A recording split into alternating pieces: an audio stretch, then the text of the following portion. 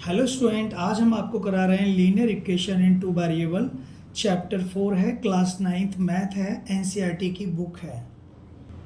इसमें आप जानेंगे कि linear equation in two variable का मतलब क्या है और इसको कैसे सॉल्व करते हैं, कैसे क्वेश्चन करते हैं, सभी कुछ सीखेंगे। बने रहिए हमारे साथ। देखो बच्चों, ये general form of linear equation ax plus b y plus c equal to 0। यहाँ पर x और y जो हैं वो वेरिएबल हैं। दो वेरिएबल का मतलब है जिसकी वैल्यू चेंज होती रहती है, और यहाँ पर a b c constant digit हैं। ठीक है, अगर हम इसको ड्रॉ करेंगे इस पे ग्राफ पेपर पे तो एक लाइन आएगी हमेशा, इसलिए इसका नाम हुआ लीनियर इक्वेशन। ठीक है, अब इसके कुछ एग्जाम्पल देखते हैं। तो एग्जाम्पल 1, जैसे 2x plus 4y plus 5 equal to 0। तो यहाँ पर बच्चों अगर हम जनरल फॉर्म से कंपेयर करें इसकी, तो a का कोफिशिएंट x का कोफिशिएंट a होता है, y का कोफिशिएंट v होता है, और c कोई पूरी डिजिट होती है, यहाँ पर कांस्टेंट डिजिट। ऐसे ही x का कोफिशिएंट या a की वैल्यू होगी, y का कोफिशिएंट या b की v होगा, और ये कांस्टेंट c होगा। तो यहाँ पर a की वैल्यू, यहाँ पर x का जो कोफिशिएंट है वो a होगा, तो a हो गया यहाँ पे 2। y का कोफिशिएंट यहाँ 4 है, तो ये b हो जाएगा, और c इक्वल टू 5। ठीक है ना। इस तरह से आप a b c की वैल्यू बहुत ही आसानी से लिख सकते हो। और एक एग्जांपल देखिए, 5x minus 3y minus 8 equal to 0।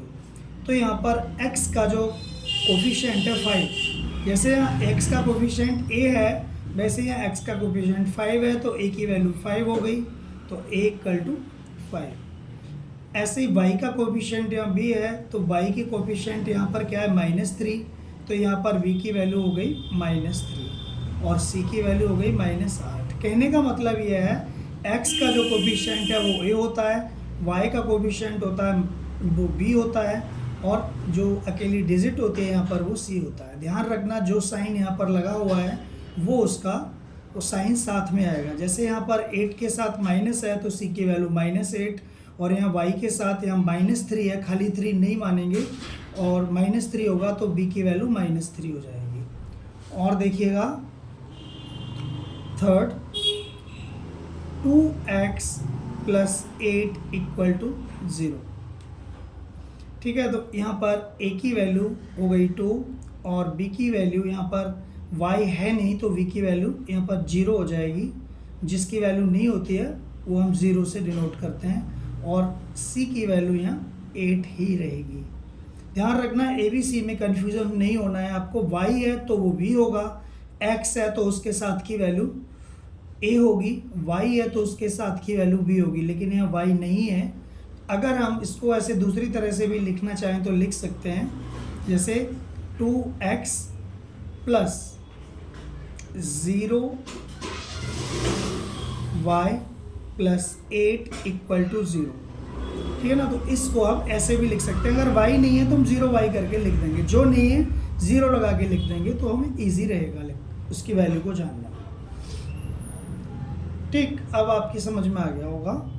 अब हम चलते हैं आगे, अब हम करते हैं क्वेश्चन, उससे आपको और क्लियर होगा।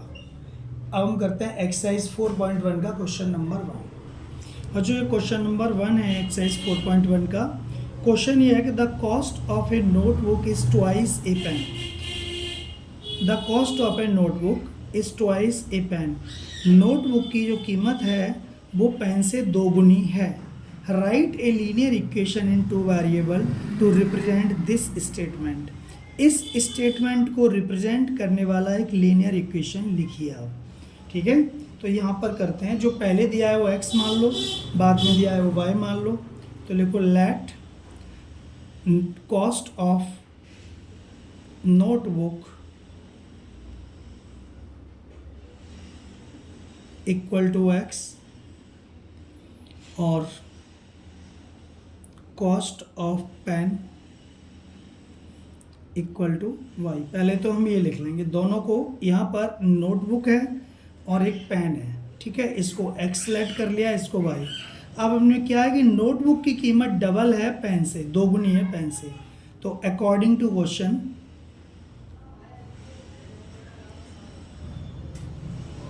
अकॉर्डिंग टू क्वेश्चन, तो नोटबुक की कीमत डबल है ना, तो नोटबुक को क्या माना है हमने x, तो x इक्वल टू 2y, यानी कि x की कीमत डबल है y की कीमत से।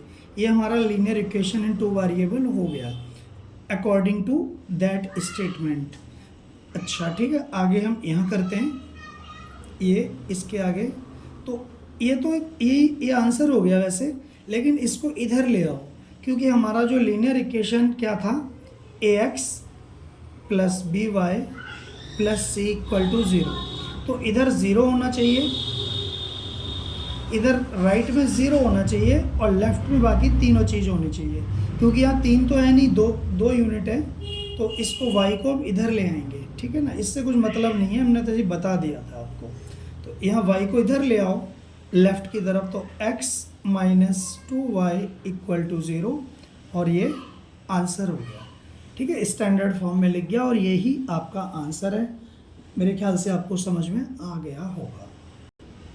स्टूडेंट, ये क्वेश्चन नंबर 2 है और इस एक्सरसाइज का लास्ट क्वेश्चन है।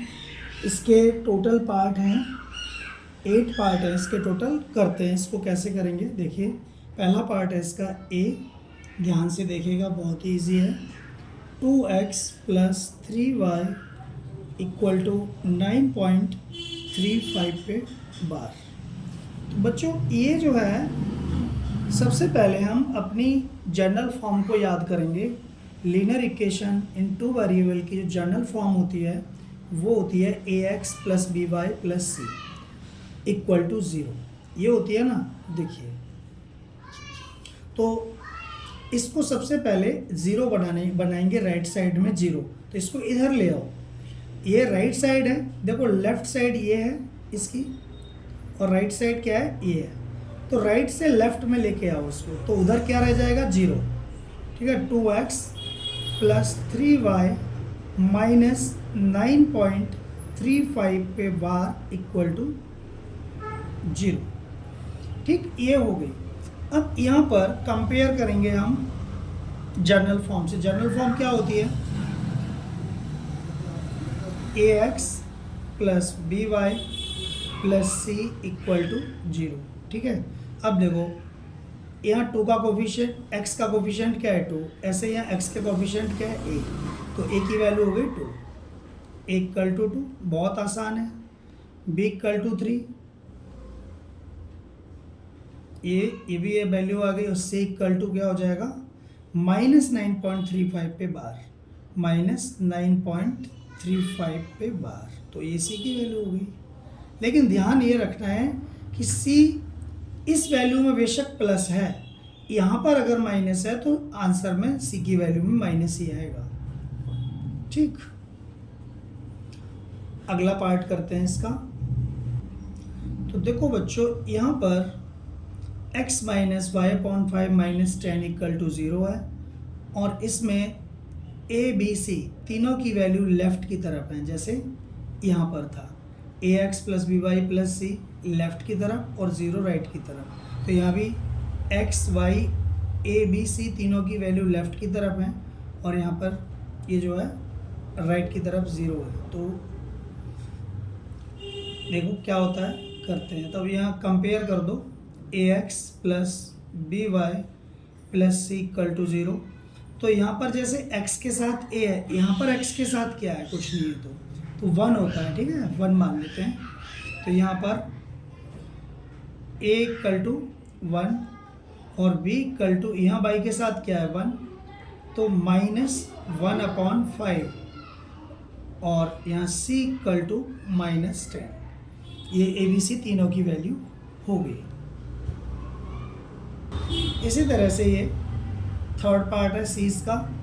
तो सबसे पहले यहाँ पे क्या करेंगे, हम 6 को लेफ्ट साइड लेके आएंगे, तो -2x plus 3y minus 6 equal to 0। तो जनरल फॉर्म से कंपेयर करेंगे। जनरल फॉर्म क्या होती है, ax plus by plus c equal to 0।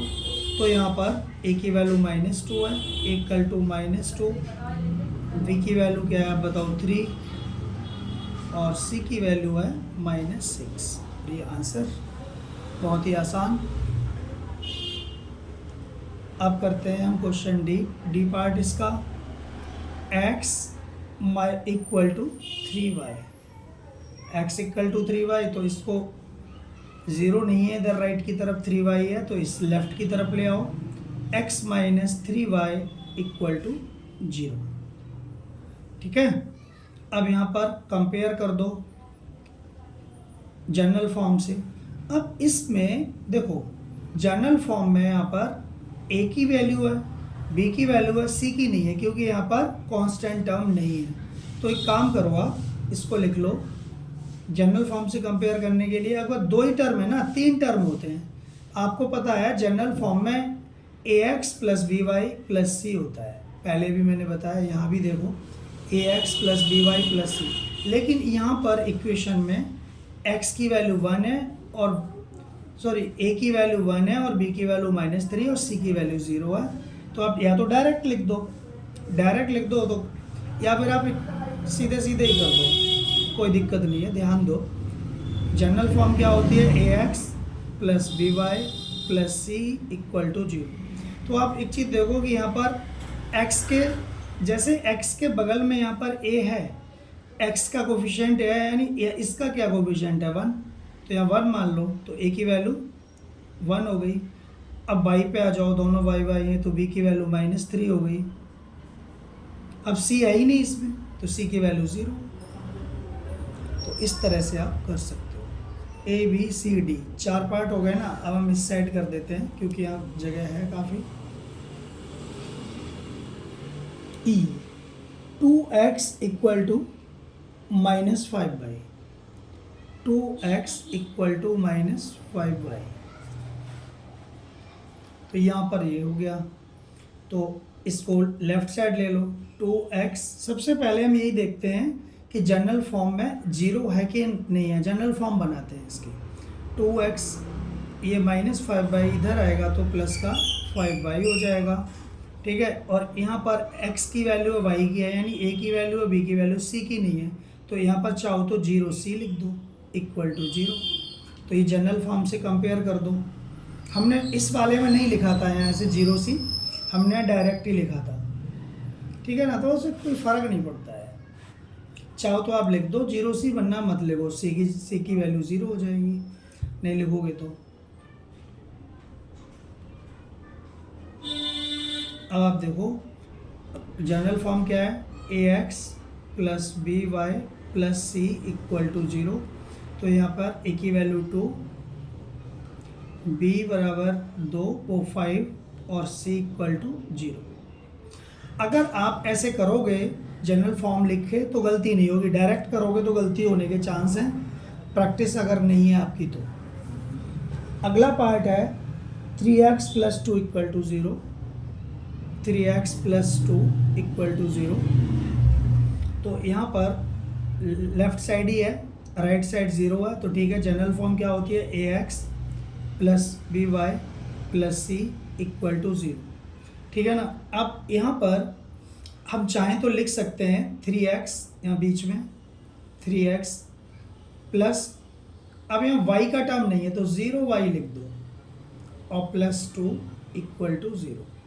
तो हम इस तरह से लिख देंगे तो गलती नहीं होगी। इक्वल टू क्या हो जाएगा 3 यहाँ पे, और v की वैल्यू क्या हो जाएगी 0, और c की वैल्यू हो जाएगी 2। ये आंसर हो गया। इसमें क्या बात है, कोई मुश्किल नहीं है, बहुत ईजी है। ए बी सी डी, ये ई पार्ट हो गया और ये एफ पार्ट हो गया। जी पार्ट है y minus 2 equal to 0, y minus 2 equal to 0। तो ये जनरल फॉर्म की तरह लिखो इसको। तो यहाँ x तो है नहीं, तो लिखो 0x प्लस y, y तो ये है ही, और -2 इक्वल टू 0। अब जनरल फॉर्म से कंपेयर कर दो इसकी, a x plus b y plus c equal to 0। तो ए की वैल्यू 0 है, बी की वैल्यू क्या है बताओ। वी के जैसे यहाँ वाई के साथ वी है, ऐसे ही वाई के साथ क्या है यहाँ पे 1।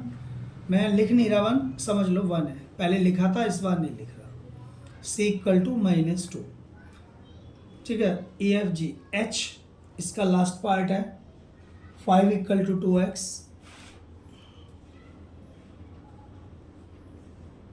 तो ठीक है ना, इसको आप एक काम करो, लेफ्ट साइड ले लो या इसको राइट साइड भी ले सकते हो। तो -2x, ध्यान रखना ये प्लस है, 5 - 2x इक्वल टू 0, ठीक है। तो पहले x का टर्म आता है -2x, तो वो लिख लिया, प्लस y का इसमें टर्म नहीं है तो 0y लिख लिया, और प्लस 5 इक्वल टू 0। तो इस वाले इक्वेशन को ऐसे किया फिर ऐसे किया, मतलब सीधा सा यही है कि पहले हम राइट साइड से लेफ्ट में लाए तो माइनस हो गया, इधर 0 हो गया। अब पहले x लिखेंगे, फिर y लिखेंगे, फिर डिजिट लिखेंगे c। तो कंपेयर कर दो, ax plus b y plus c equal to 0। तो यहाँ पर a की वैल्यू है -2, b इक्वल टू 0 और c equal to 5। Finish, exercise ख़त्म हो गई है।